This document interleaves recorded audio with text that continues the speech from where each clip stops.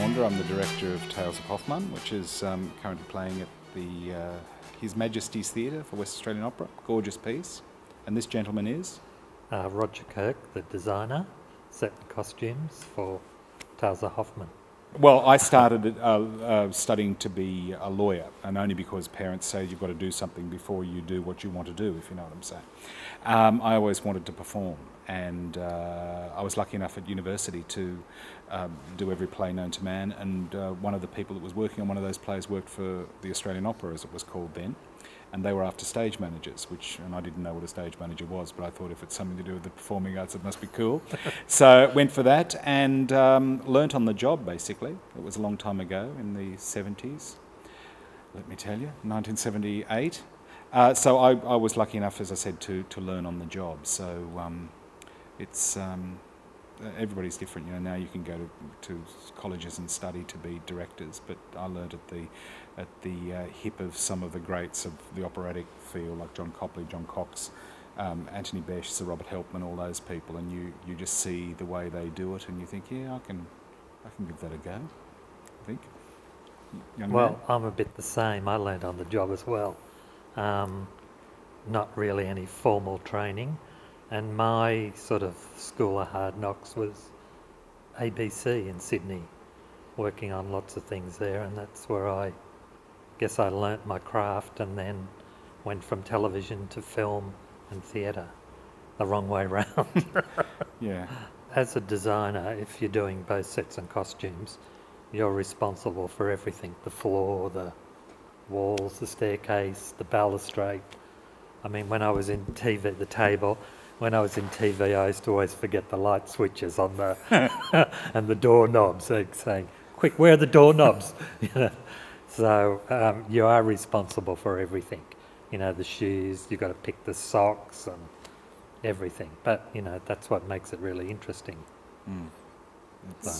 And it's, I suppose, the thing I find fabulous about working with a designer is that you'll start with an initial idea of what you think something might look like, and then they'll come back with something that's maybe started from that point, but it's another brain which has sort of opened your eyes to so many possibilities, and that's what this gent is a master of, I have to say. Just, making you look at something in a different light.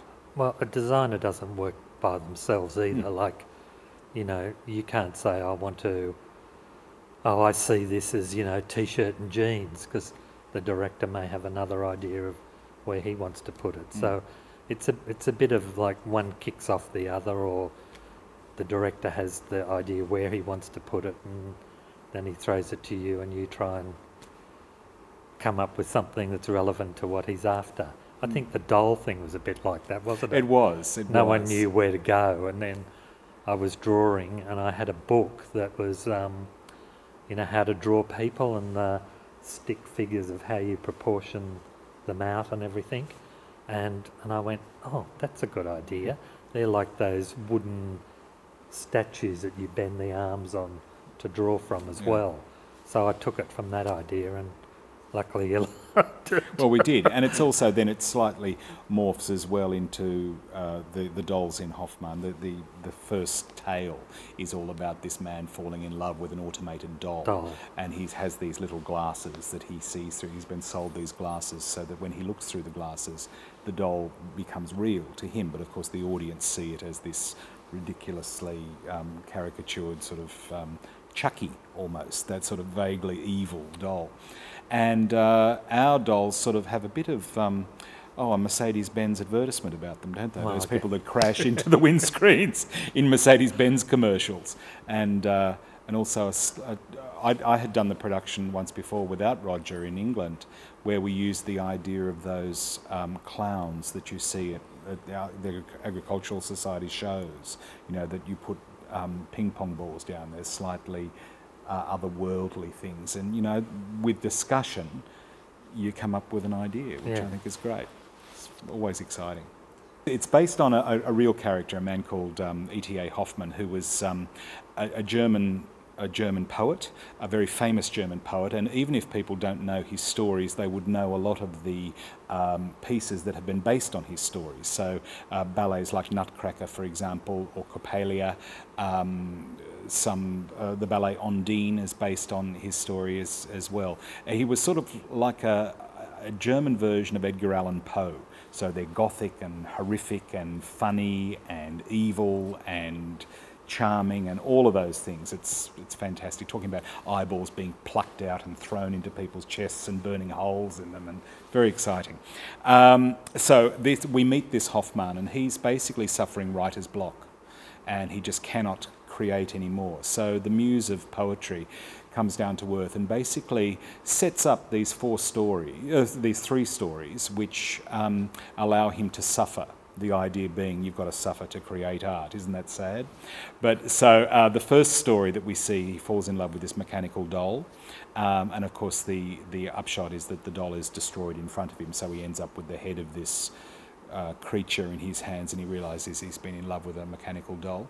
The second one, which is the most beautiful to look at, Roger's created the most glorious Venetian carnival. It's, again, slightly evil, isn't it? But very beautiful. It's set in Venice, and here he falls in love with a courtesan, basically a high-class prostitute. And this high-class prostitute is instructed by the bad guy of the piece to relieve Hoffman of his reflection from a mirror. So she's going to separate the person from his reflection. Bizarre idea, I know. And so he does. And eventually, to cut a long story short, Hoffman kills her by mistake, so she dies as well. And the third tale, which is possibly the most beautiful of them, is the tale of a singer who is desperate to be a performer, desperate to sing, but we know that if she continues to sing, she will hasten her own death. She's a consumptive, and so consequently it's this fight to stop her singing, and she can't help it. So the bad guy again appears and conjures up the dead mother to make her sing. And the final moment is that she does strive for this top note, gets the note, and of course dies. Very sad. So then we meet Hoffman again, and we realise that he suddenly realises that by living through these tales, he has worked his way through this writer's block, and so the final image we have is him furiously writing for history, really. So I love it. Great piece. Great piece. The Tales of Hoffman is performing at His Majesty's Theatre, doing unbelievably limited season, going from the 14th to the 23rd of July, and it's part of the City of Perth Winter Arts Festival. I urge you to go. It's a great piece.